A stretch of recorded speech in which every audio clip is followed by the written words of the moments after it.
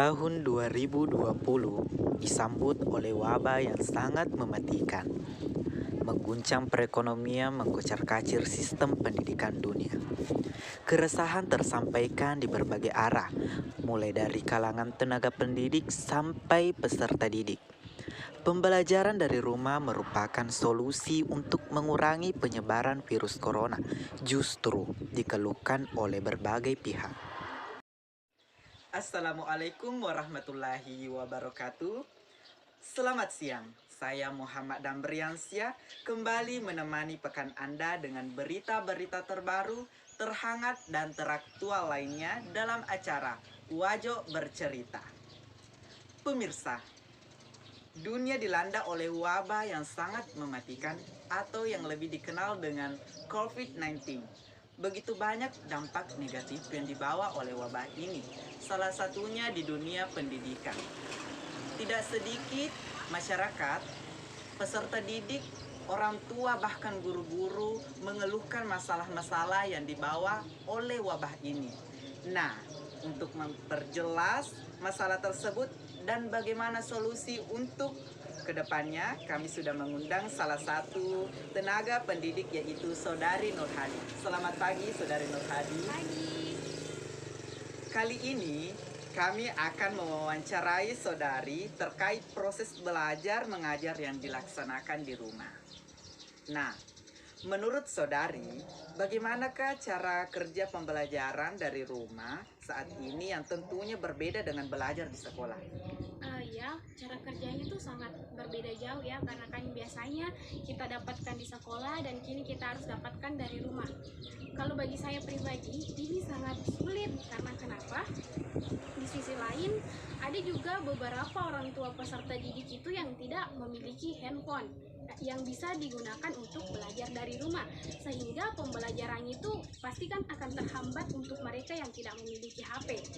Jadi kalau menurut saya ini tuh pembelajaran dari rumah ini sangat-sangat tidak efisien, karena seperti tadi bahkan ada yang sudah ke tempat-tempat yang ke rumah tetangganya untuk belajar karena dia tidak memiliki HP. Jadi menurut saya ini sangatlah tidak efisien.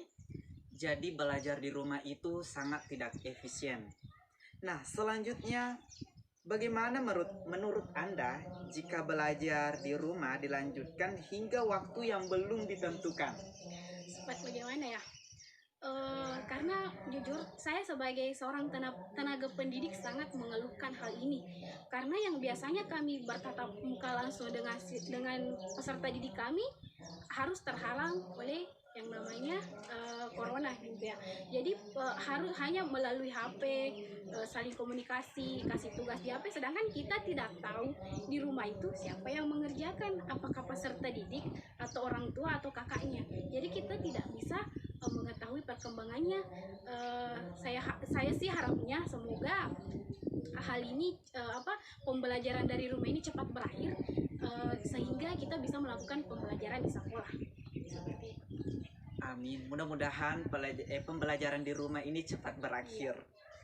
Selanjutnya, seperti apa dilema yang Anda sering hadapi saat pembelajaran di rumah? Ya, seperti yang saya katakan tadi ya. Ketika biasanya kita bertemu dengan peserta didik secara langsung, kita pasti tentulah kita bisa menilai sikap siswa ini secara langsung. Bagaimana dia mengerjakan tugas-tugas yang kita berikan, bagaimana dia bersosialisasi dengan teman-temannya, kini terhalang karena kami di rumah, peserta didik juga di rumah. Kami tidak tahu apa yang peserta didik kami lakukan di rumahnya. Ketika kami kasih tugas, kami cuma mengirimkan, nah ini dikerjakan. Sedangkan kami tidak tahu bagaimana proses dia mengerjakannya. Apakah dia mengerjakannya secara langsung atau dibimbing orang tuanya, atau mungkin bahkan orang tuanya yang mengerjakan secara keseluruhan. Jadi bagaimana ya, bagi kami tuh sangatlah sulit untuk mengetahui perkembangan siswa-siswi kami ini. Jadi sangat sulit untuk melakukan semua pembelajaran di rumah ini ya. Sulit, iya. Jadi selanjutnya itu, menurut Anda Apakah belajar di rumah mampu meningkatkan produktivitas peserta didik Anda? Sama halnya belajar di sekolah.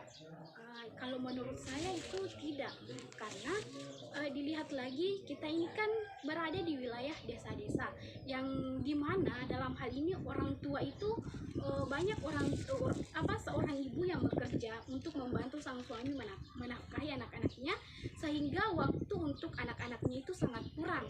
Jadi bagaimana dalam hal ini kan pembelajaran dari rumah itu yang paling penting itu peran seorang orang tua untuk membimbing anaknya.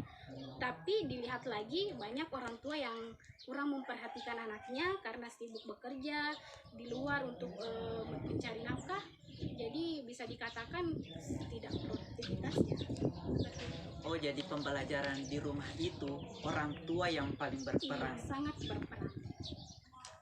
Baik, selanjutnya, apa sajakah kelebihan dan kekurangan yang dapat atau yang sering Anda jumpai selama proses pembelajaran di rumah? Ya, kalau menurut saya kelebihannya itu cuma ada satu. Ketika saya tidak harus lagi teriak-teriak menghadapi anak-anak itu.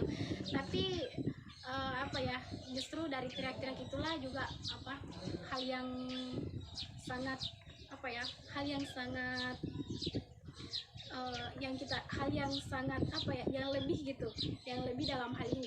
Terus kekurangannya itu yang banyak karena saat kita ingin menilai kita harus ada penilaian beberapa, mulai dari sikap, afektif, kan semuanya itu kita nilai. Jadi kalau mereka melakukan pembelajaran dari rumah, bagaimana kita menilai sikapnya, terus bagaimana proses pembelajaran itu terjadi di rumah, kita sebagai seorang guru tidak tahu bagaimana anak-anak itu perkembangannya ke depannya bagaimana, itu sudah tidak kita ketahui lagi ketika pembelajaran itu dari rumah.